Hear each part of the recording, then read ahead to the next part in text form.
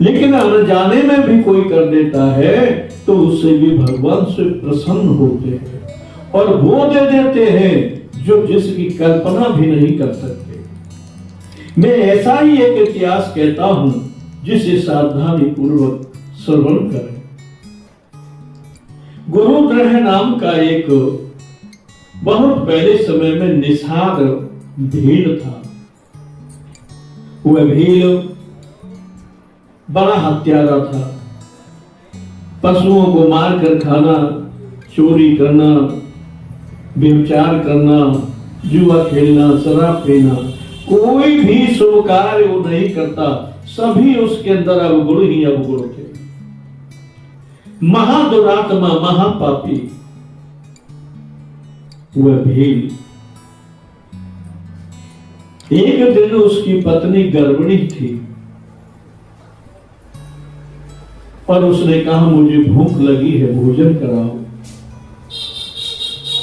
तो उसने धनुष बाण लिया और जंगल में पशुओं को मारकर लाकर उसे खिलाने के लिए आगे बढ़ा। प्रभु कृपा से उस दिन शिव चौदस थी और वह भील अपनी पत्नी को भोजन के लिए मारा मारा पूरे दिन फिरा, लेकिन कोई भी पशु से नहीं मिला। तब शाम के समय एक सरोवर पर वह बैठ गया। विचार करने लगा कि अगर पत्नी को भोजन नहीं मिला तो वो मर सकती है, तड़प तड़प कर अपने प्राण देगी। इसलिए मुझे कुछ करना चाहिए जिससे उसे मैं भोजन करा सकूं। उसने निर्णय किया कि मैं जब तक कोई भोजन की व्यवस्था नहीं होगी तब तक घर जाऊंगा ही नहीं। और उसी सरोवर पर वो बैठ गया कि सरोवर पर कोई न कोई तो हिरण पशु जल पीने के लिए आएगा, उसका वध करके मैं उसका मांस अपनी पत्नी को खिलाऊंगा। इस आशय से वो वहां बैठ गया। लेकिन सूर्यास्त हो गए, शाम होने को आई, रात्रि का प्रथम पहर प्रारंभ हो गया। कोई भी पशु उसे दिखाई नहीं दिया। वही एक वृक्ष था। अब ये भाग्य की बात है, वो वृक्ष भी बेलपत्र का था। उस बेलपत्र के वृक्ष पर वह चढ़ गया धनुष बाण लेकर कि कोई भी पक्षी आएगा, पशु आएगा तो मैं उसका वध करूंगा। बैठा रहा थोड़ी देर तक। एक हिरण उसे दिखाई दिया। जब वो नजदीक आकर सरोवर पर पहुंचा तो पहचान लिया कि हिरण नहीं है, हिरनी है। उसी क्षण उसने धनुष उठाया और उस पर बाण चढ़ाया। बाण चढ़ाते समय वही नीचे शिवलिंग था। उसी पर बाण का जब धनुष पर बाण चढ़ाया तो उसे फल टूटकर, पत्ते टूटकर शिवलिंग पर पहुंच गए।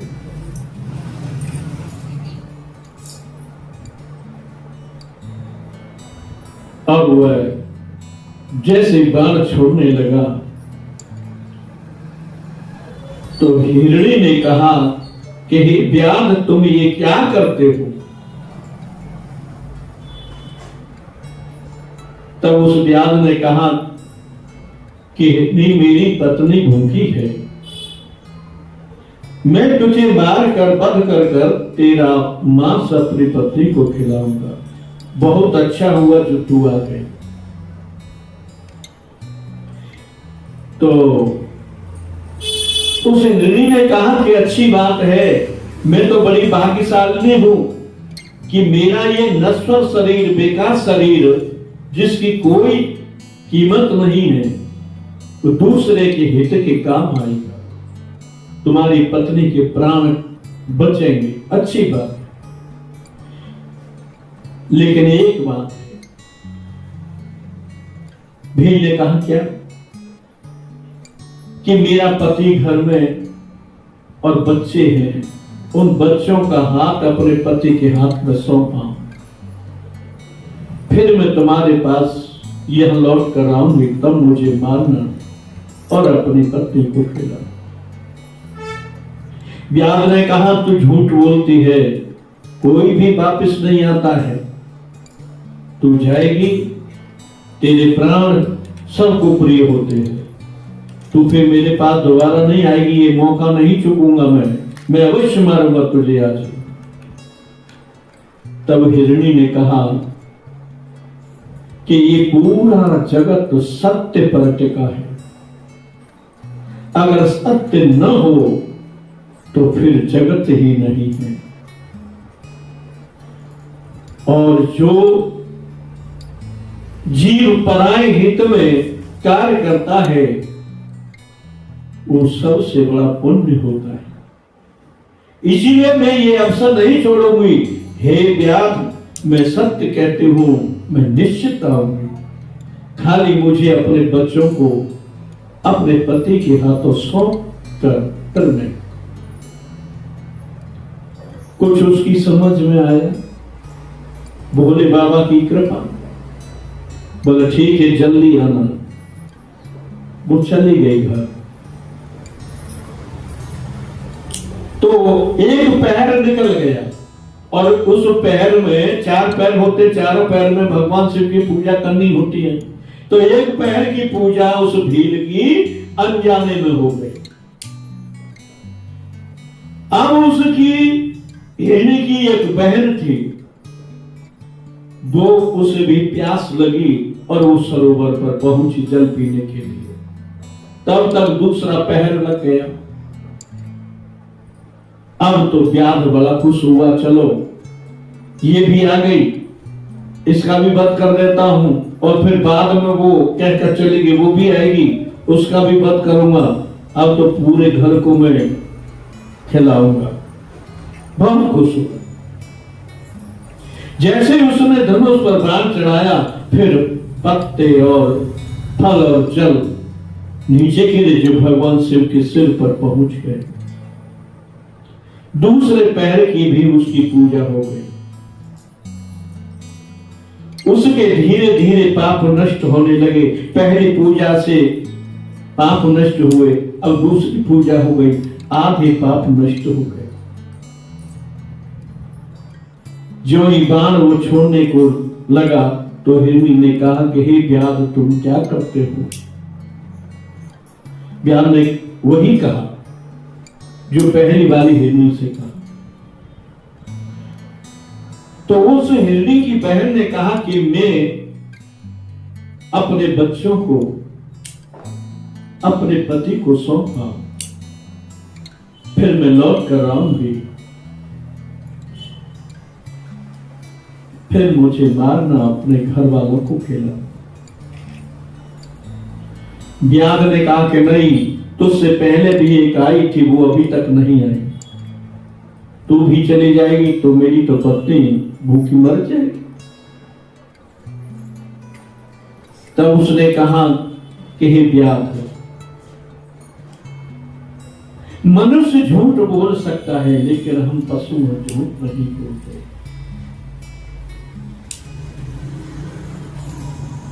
हम तुम्हें वचन देते हैं कि अपने बच्चों को सौंप कर निश्चित तुम्हारे पास है। उसने कहा नहीं, मैं नहीं जाने दूंगा। तब उसने कहा कि हे व्याध,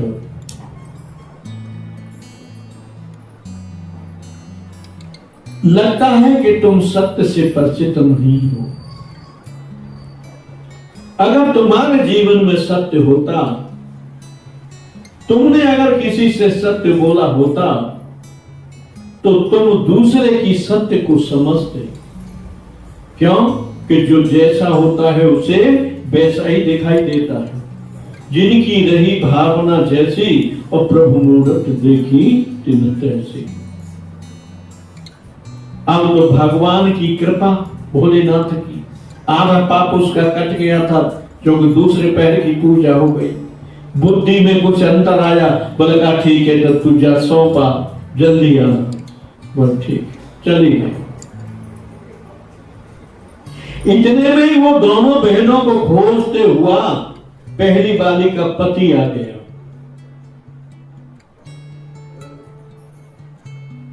वो जैसे ही सरोवर पर पहुंचा,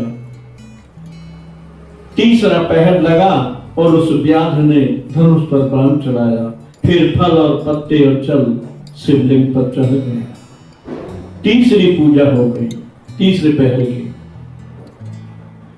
वही बात उस हिरण ने कहा कि हे व्याध तुम क्या करते हो?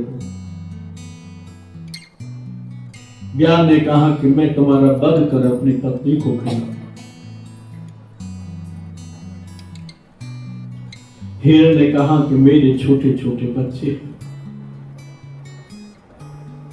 उन बच्चों की जिम्मेदारी में अपनी पत्नी को दे आऊं, फिर मैं लौट कर आऊंगा और मुझे मार कर खा ले। व्याध विचार करता है कि जो आता है वो सब ऐसे कहते हैं कि मैं वापस आऊंगा, ये हो क्या रहा है? जब उसने मना किया कि नहीं मैंने जाने दूंगा, तब हिरण ने कहा कि इस चराचर जगत में भगवान की शक्ति व्याप्त है। हे मनुष्य तू पहचान, दिन में जो प्रकाश होता है सूर्य निकलता है, रात्रि के अंधकार में चंद्रमा निकलते हैं। इस आकाश को, इस चंद्रमा को, सूर्य को रोकने के लिए इस पृथ्वी पर कोई खंभ नहीं है, ये सत्य पर टिके हैं। और वह सत्य हर जीव को जल, अग्नि, रहने के लिए स्थान और ओढ़ने के लिए चादर, आकाश रूपी सबको देते हैं। इसलिए हम सत्य कहते हैं, हमें उस पर भरोसा है, विश्वास है कि हम बच्चों को छोड़कर, उनको सौंप कर निश्चित आएंगे, फिर हमें खा लेंगे। भीड़ की समझ में आ गई भगवान की कृपा से, और उसके तीसरे पैर की पूजा हो गई। अब थोड़ा सा पाप बचा है, सब समाप्त हो गए। तो वो हिरण गया, अपने घर पहुंचा, तब तक दोनों हिरनियां भी पहुंच गए और सबने अपना अपना वृतांत कहा कि हमारे साथ ऐसा हुआ है, हम जा रहे हैं। तब बड़ी जो थी पहले वाली, उसने कहा कि मैं जाऊंगी सबसे पहले, मेरा धर्म है। और हिरण कहने लगा नहीं, पत्नी और बच्चों की रक्षा करना मेरा धर्म है, मैं पुरुष हूं, मैं पहले जाऊंगा। इतने में उसकी बहन आ गई, बोला नहीं तुम दोनों नहीं जाओगे, तुमने हमारी बहुत सेवा की है, हम तुम्हारे यहां रहे अतिथि बनकर, अब हमारा धर्म है कि हम अपना प्राण निभाएं और तुम्हारी रक्षा करें, मैं जाऊंगी। तो तीनों मैं करते रहे। अंत में निर्णय हुआ कि दोनों हिरनी और हिरण आगे बढ़ गए, भगवान के हाथ में अपने बच्चों को सौंप दिया कि हे प्रभु अब आप ही जाने इन जीवों की सुरक्षा कैसे होगी, कौन करेगा, वो तुम जानो। तीनों प्राण ही आगे बढ़ गए। बच्चे थे दोनों हिरनियों के, उन्होंने विचार किया कि हमारा भी धर्म है कि हमारे माता पिता जैसे रहे वैसे हमको रहना चाहिए। अगर वो भूखे रहते हैं तो हमको भूखा रहना चाहिए, अगर वो खाते हैं तो हमको खाकर रहना चाहिए। माता पिता दुखी हो तो हमको भी दुखी रहना चाहिए। ऐसी व्यवस्था करनी चाहिए जिससे सुख हो। अगर हमारा सामर्थ्य नहीं है तो हम भी उन्हीं के अनुसार रहेंगे। वो बच्चे भी पीछे पीछे चल रहे थे। दोनों हिरनी और हिरण और बच्चे सब सरोवर पर पहुंच गए। उस व्याध ने देखा, बड़ा प्रसन्न हुआ, अब तो महीनों के लिए भोजन आ गया। धनुष पर बाण चढ़ाया, फल, जल और पत्र पुष्प नीचे गिरे शिवलिंग पर। चौथा पहर लग गया, चौथे पहर की भी पूजा हो गई। जितना पाप था सब नष्ट हो गया, कुछ भी पाप नहीं था उसके जीवन में। यह भी सत्य है कि जब तक हमारे हृदय में पाप है और पुण्य है, तब तक भगवान जल्दी दर्शन नहीं देते। ये दोनों समाप्त होते हैं, तब हम योग्य बनते हैं उन दर्शनों के।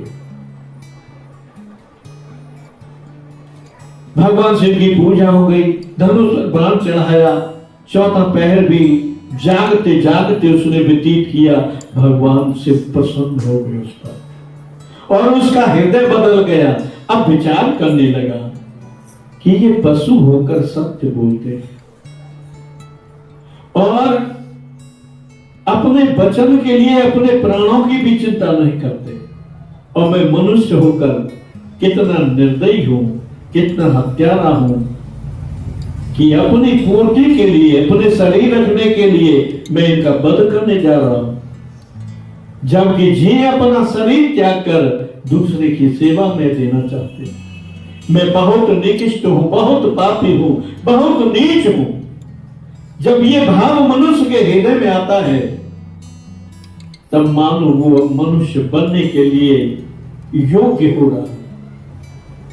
जब उसने ऐसा भाव किया, भगवान से प्रसन्न हो गए, सारा पाप समाप्त हो गया। तुरंत ज्योतिर्लिंग में से भगवान स्वरूप जो शास्त्रों में वर्ण है उस स्वरूप से प्रकट हो गए से। अब शिव के स्वरूप को, तेज को देखकर भीड़ ऊपर से घुट गया, नीचे भगवान शिव के चरणों में लेट गया। शिव ने उठाया और इस सब कौतुक को वो तीनों, दोनों हिरणी, हिरण और उनके बच्चे भी दर्शन कर रहे हैं। भगवान शिव की नजर उन हिरणी के बच्चों पर, हिरणों पर भी है एक, और एक नजर उस भीड़ पर भी। उन हिरणों को भी पास में बुलाया, उन पर हाथ फेरा, कहा कि तुम बड़े धन्य हो, अपने धर्म के लिए अपने प्राणों की चिंता नहीं की, इसलिए मैं तुमसे प्रसन्न हूं और तुम्हारे सारे जन्मों के मैं पाप समाप्त करता हूं। उस भीड़ से भी कहा कि तुम्हारा भी सारा पाप नष्ट हो गया, तुम वरदान मांगो, क्या चाहते हो वह मैं तुम्हें दूं। भीड़ की आंखों से अश्रुधारा बहने लगी कि मैं अज्ञानी जीव हूं, मूढ़ हूं, पापी हूं, मैं कुछ नहीं जानता कि मेरा किस में भला है, किस में मेरा बुरा है। आप ही जानो, जो कुछ आप देना चाहो वो दे दो, वही मुझे स्वीकार है। भगवान शिव ने कहा कि देखो, आगे वाले जन्म में तुम वह निषाद राजा बनोगे। परम ब्रह्म परमेश्वर परमात्मा श्री राम तुम्हारे यहां घर पहुंचेंगे और तुमसे मित्रता करेंगे। मैं तुम्हें आशीर्वाद देता हूं और ये वरदान देता हूं कि तुम उस भगवान के पास नहीं पहुंच सकते, भगवान स्वयं तुम्हारे पास पहुंचेंगे। और अंत में जब शरीर छोड़ के जाओगे तो भगवान के साथ के धाम में वास करोगे और उनकी अटल भक्ति तुमको प्राप्त होगी। हिरण हिरनियों को कहा, तुम्हारा सारे पाप समाप्त हुआ, तुम भी योग्य हो गए हो तुमने भी पूरी रात्रि जागते हुए अज्ञान में भले ही सही बिताई है और तुम्हारे कारण से इस भीड़ का कल्याण हुआ है। तुम भी शरीर छोड़ करके मेरे धाम में वास करोगे। उसी क्षण भगवान शिव का विमान आया, सबको बैठाया और अपने धाम को पहुंचा दिया।